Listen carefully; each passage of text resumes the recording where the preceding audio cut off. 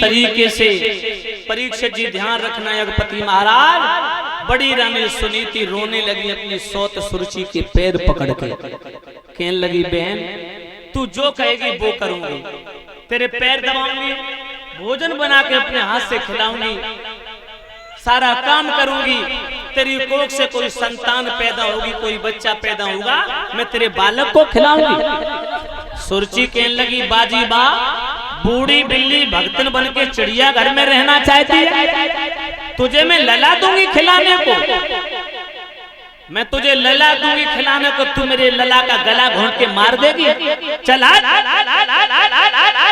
पीठ फेर यहाँ से, अगर तू रहेगी तो मैं नहीं रहूंगी, मैं रहूंगी तो तू नहीं रहेगी। रानी सुनीति बोली फिर कहां जाऊं मैं? रानी सुरुचि कहने लगी सुन मेरी कुछ शर्तें हैं। क्या शर्तें हैं? बोले अगर मुझे रखना चाहती तो तुझे घर से अभी निकलना पड़ेगा। परीक्षित जी देखिए उसने कितना जटिल प्रश्न किया, तू रहना चाहती या मुझे रखना चाहती?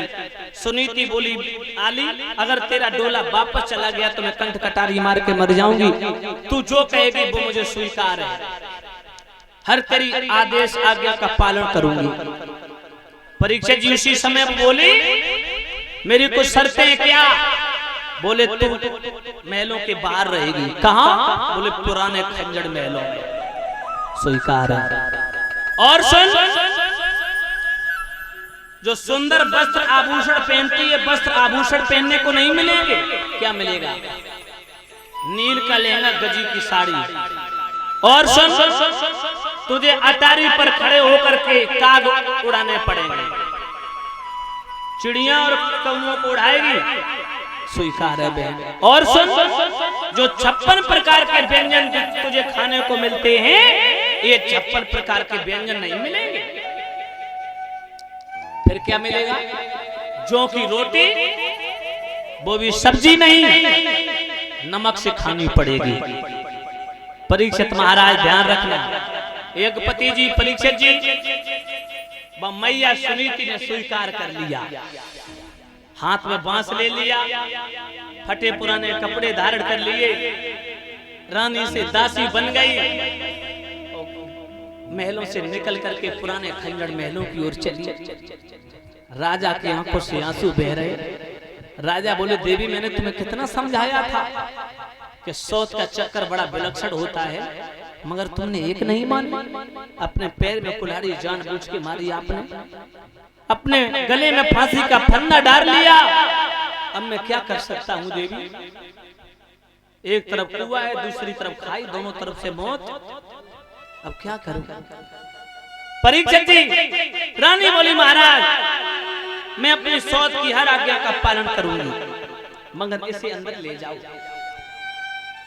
सुरुचि तो पटरानी बन के परीक्षित जी महलों में रहने लगी, और धर्मात्मा राजा उत्तानपाद ने अपनी धर्मपरायण स्त्री, उस पतिव्रता औरत, उस गृहिणी को, रानी सुनीति को घर से निकाल दिया। क्या उड़ाते हाथ में बांस लेके परीक्षित जी? जो की रोटी मिलती है शाम को, वो भी सब्जी नहीं, नमक से। जो की रोटी नमक से खा लेती है, सारे दिन काग उड़ाती है, फटे पुराने कपड़े पहनती है।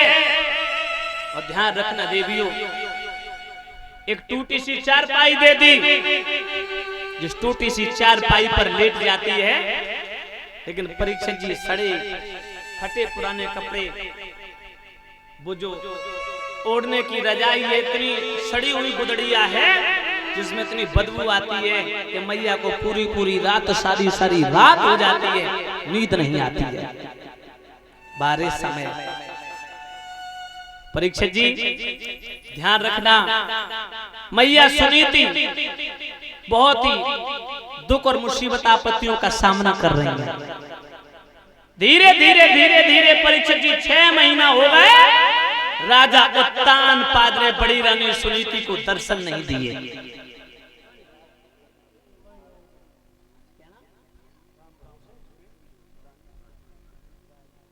राम भरोसे पाल जी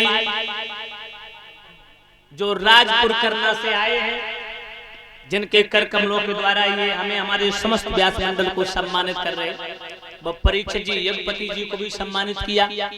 भगवान सदैव इनके जीवन में मंगल में घड़ियां खिलती रहे, समाज का सम्मान प्राप्त होता रहे, माता लक्ष्मी धन दौलत से भंडार भरती रहे, सदा सर्वदा ठाकुर जी की ऐसी मनोकामना वृष्टि रही, ये कामना करेंगे। बोलिए गोविंद भगवान की।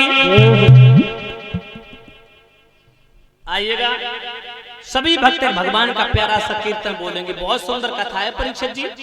माताओं बहनों भाई बंधु, उससे पहले ताली बजाते हुए भगवान का प्यारा सा कीर्तन बोलेंगे, क्योंकि जब भक्त भाव गौर हो जाता भगवान